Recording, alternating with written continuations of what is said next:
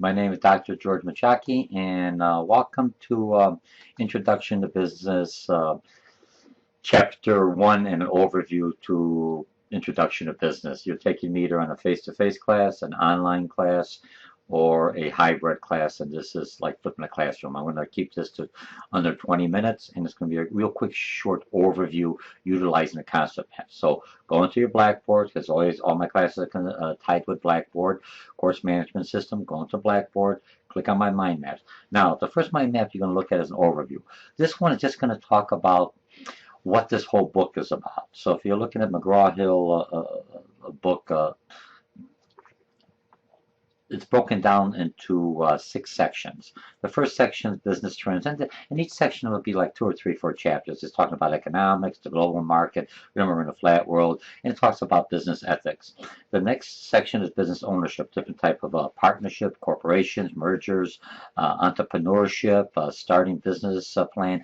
And this one, you're not going to be starting a business plan. You'll be doing a feasibility study within this course. And feasibility study is the first step before you go to the full business plan, and then managing your business and going international. Any business you're going to open, small or large, you always have to think not only locally but also globally. We're in a flat economy or flat world economy, or one big economic system when we really look at it.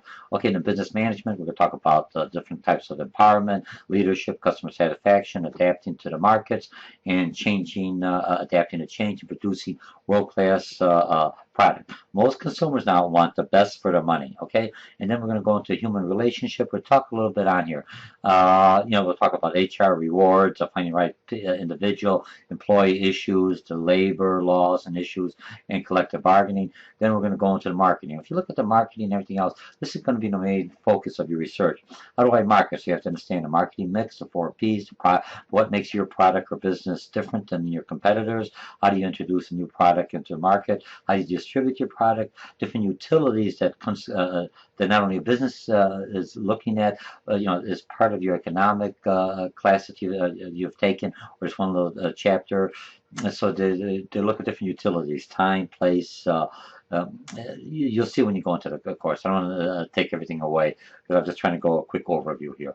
And then your financial. And the financial is usually the hardest part of this book, is because now you're looking at your accounting, your financial background, and everything else you need, your management, your short-term and your long-term, and your stocks and bonds. Okay, so that takes care of our overview. Now I'm going to switch over real quickly. Okay, I'm back again. Now I just switched. There's a little pause in between. Now we're going to cover Chapter 1. Now, again, your mind map. But Chapter 1, you will always have that the first tier. If you notice on my, for those of you, most of you aren't familiar with the concept maps or mind map, it's a way of taking 60 PowerPoints that you have available and presenting it on one sheet of paper, so you could see the whole picture. You could either see the whole picture, or you could do individual. So the first thing on Chapter 1, and Chapter 1 in any book is basically is an overview of the whole book. So, but what you're going to do to find out, let's go in here, let's see if I can make this just a touch bigger for you. And I'll expand that to 150. Okay, now we can see that. I can see that at least. Okay, so if I'm looking, what's a business? A business is any organization or any venture that seeks profit with being social responsive. Remember, so you're going to have the business, when you print out your mind map, concept map, after looking at, here's how I tell you to utilize the mind maps. Read the chat, print out the PowerPoints. I provided the students PowerPoints, print out my concept maps, and for my concept maps, looking at PowerPoints and the book, after you're reading, start adding in. So if you only have business, so put in growth, survival, revenue, expense. That's basically what businesses are looking at. And what you're going to learn in this course, this whole introduction to business class, is how to use the proper terminology. When I'm talking to other business people or other executives or suppliers, if I start utilizing the concepts, business terms, it's a whole new language, then it gives you credibility. If you, hey, this person knows something about business. He must be educated in business. Okay, so make sure there's a difference between revenue and expenses.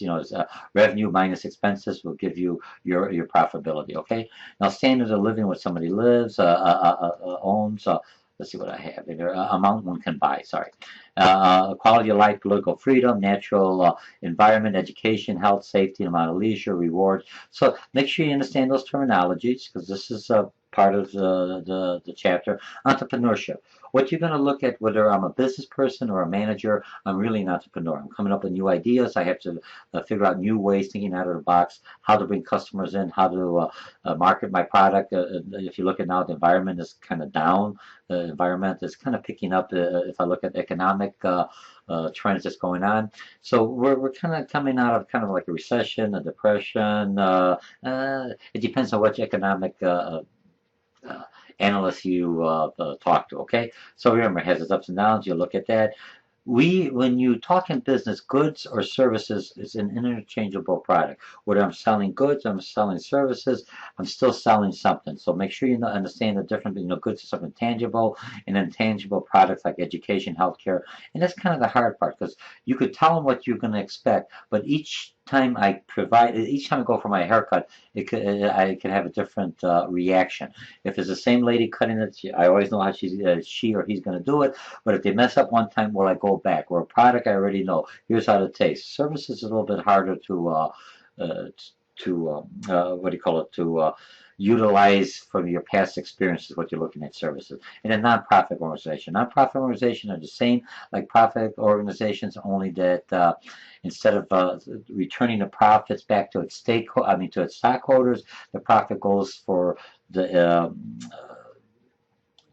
goals I'm achieving. If I'm a nonprofit for animal shelter, all my profits after I paid the administrative costs goes back to helping to take care of the animals or battered women or battered men, whatever your nonprofit organization's mission statement is.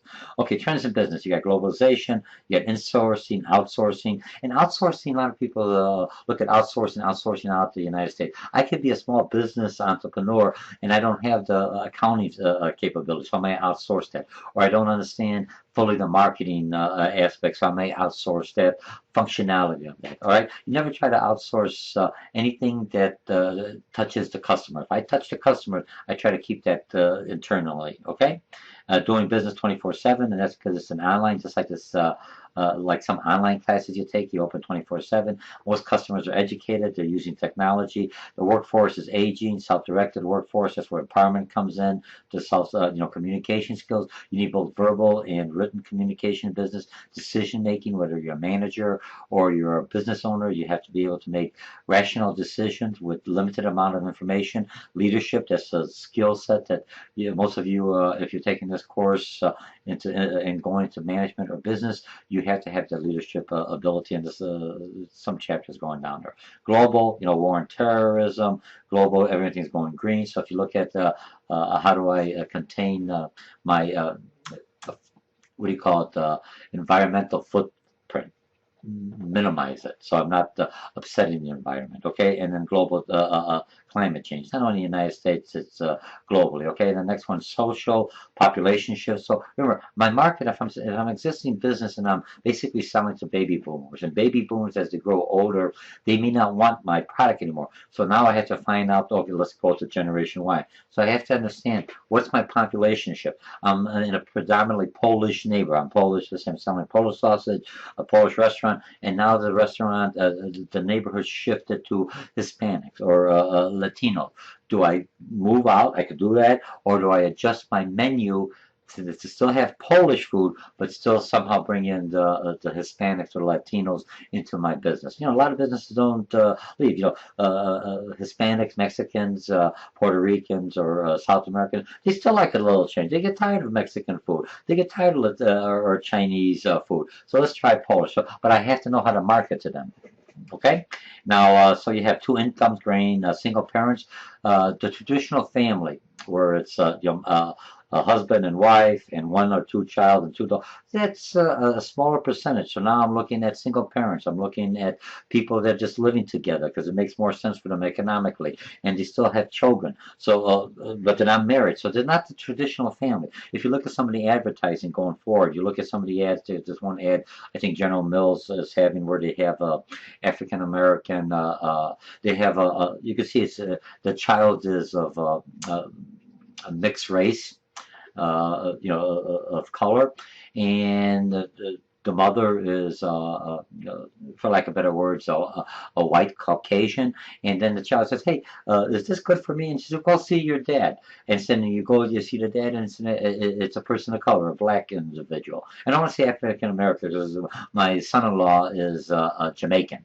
So, and I say, "Hey, you're African American." "No, I am Jamaican." So you can't just look at a person's color. If you look at me and says, "Well, he's white, he's a white American." No, I'm not. I mean, I'm a naturalized American, but I'm basically a European. So I come from Germany. I was born in Germany. So you have to understand, you can't look at the color. So you're looking at the different populations. You're looking at different incomes. And in this case, how do I do telecommunicating? And who are stakeholders? Remember, in business, if I'm looking at stakeholders, it's anyone that my business touches there. Okay, let me go. Now, if I'm looking at economic and legal, the next chapter you'll be doing, chapter 2, is on economics. But if I look at just generally an overview of economics, you're looking at factors of production. What are factors of production? All that come: land, labor, capital, risk, profit, entrepreneurship, and knowledge. If I'm going to go overseas, I'm going to tie this with my economics. I'm going overseas. They have a lot of land, but there's the labor. They have a lot of people, but they're not skilled labor, or they don't have the capital, so or they don't have the roadway. So all those are parts of the fact of production. As a business person, I'm looking freedom of ownership, contracts and laws. The U.S. is main contracts and laws and everything else, and we'll have some other chapters going down. Eliminate corruption. You could not eliminate, you could minimize. We're in the Chicago area, so if you look at Chicago, we already got 2 governors in jail. We've got a mayor that's questionable. So if I really look at it, I mean, not questionable, the previous mayors had some issues, but that doesn't happen. But so if I look at corruptions around there, but the one thing around here is not acceptable. So if I'm looking at it, even though there are, because human nature, I want to make as much as I can, and if I think I could get away with it, I will try to get away with it. But as long as if I got the checks and balance to make sure if I caught you, so this will keep other people from trying to be unethical, for lack of a better job. And we're not the only country that's unethical. It's all over. I don't care if it's a democratic system or a socialist system or a communist system. Human nature. What could if I could get away with it, I'm going to try. So what you're going to find out when you take when we take the ethics chapter that ties in on a lot of this with the legal, is that most of it is we want the person with integrity, but we're looking more for compliance. That's what the rules and procedures, competitives, productivity, efficiency, effectiveness, empowerment. All this has to do with the competitive avenue. If my employees are more empowered to stop a bad product or come up with new ideas or change or suggest, this is going to make me more sustainable, more profitable, and more effective and efficient going forward. And then technology, like it or not, technology is there. Productivity, commerce, every business has some kind of internet component to it. Identity theft. How do I protect the identity of not only my staff but customers that are coming in there? Because I got a lot of customers just assume that I am protected. If they find out that someone broke into it because I had no safeguards to protect their identity, their MasterCard, their debit cards, they will not shop with me at all. I can tell you right now. Once that's gone, I'm going to look for somebody else. Okay, and databases. And databases is information I compile on my customer base. I should have a database for all businesses, so when I market to them, I understand my profile or my demographic of my customers. I understand what they buy or what they don't buy. If I understand my customer, and that's what you're going to be doing in your research product, I have to understand who my customers are. Once I understand who my customers are, what are the social aspects? How do they buy? What are the psychological aspects? What are the peer pressures? If I understand those components, I know the triggers how to sell my product. And the next, diverse workforce. Like it or not, you have race, gender, ethnicity, disability, age, language, religion, social. This is my workforce. And my workforce should be diversified enough to take care of the clients that are coming into me. I may not be able to, if I'm a predominantly, and I utilize this, if I'm predominantly in a Mexican environment, because that's where my businesses open up.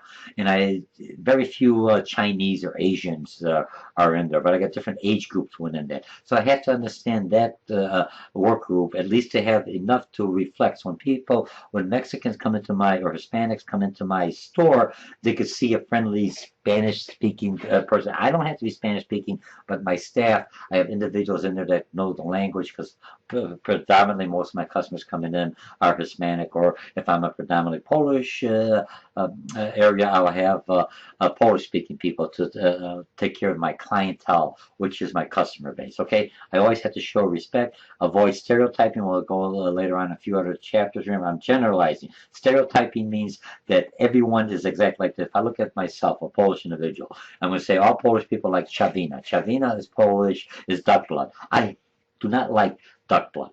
So if I'm stereotyping, I'm going to say every Polish person is going to eat duck blood. That is a fallacy. I could generalize to the population. Majority of Polish people will enjoy duck blood, but I may not. And that's the same thing if I look at my daughter-in-law is Hispanic. Mexican, and she doesn't really like that much of Mexican. She likes some Mexican food, but not all of the Mexican food. Not as much as she'd begin to like more Polish food than she does Mexican food. All right, so you can't, so you can't stereotype. You generalize from a business perspective that majority of this culture, or if I'm looking at age, majority of baby boomers like this, or sexual orientation. Not everyone has the same sexual orientation, so you have to understand the different, and each group has a subgroup within it, okay? And then evolution of business, agriculture, manufacture, service. We're basically more into this information base. If you look at technology, we are coming back into manufacturing, but the manufacturing jobs that are coming back in the United States has a different type of a clientele, has a different type of a workforce. They're more technological, not the old production line. Everything is also computerized, utilizing AutoCAD or manufacturing what do you call it, computers to run the assembly line. So I need a different type of employee that also knows how to program, also knows how to use technology, and is not afraid of technology. So if you're taking any of my class, going forward for any kind of interview and say, hey, are you technical savvy? Yes, I've taken online classes. I have a Facebook account. I know how to do emails. I do other things to prove that you have the technical ability. That's what we're looking for. And then if you look at government roles, taxes, regulations, and currency. Okay, so that takes care of chapter one. Chapter one is an overview. And if you're looking at taking other, this whole book, if you're looking at it, look at this book as an introduction to business. Introduction to business is like learning a whole new language. So you got to start small. So if in every chapter that you're taking within this series of introduction to business could be one full course, 16 weeks or 8 weeks going forward. So don't worry, look at this whole course as a smorgasbord, and you're picking up you're just picking up just so you have a general idea how all the components fit in business. So all the chapters that you'll be going, I think there's like 20 chapters that you're going to have in this series, and they're all just a quick overview at a higher level so you understand how all the parts fit. I don't care if you're a small business, large business, nonprofit, or for-profit business, you all have to have these components in it. All right, so I'll see you for the next chapter. So again, welcome to Introduction to Business. This is chapter one on business environment, and my name is Dr. George Mochocki, and I'll see you in a little bit. Bye.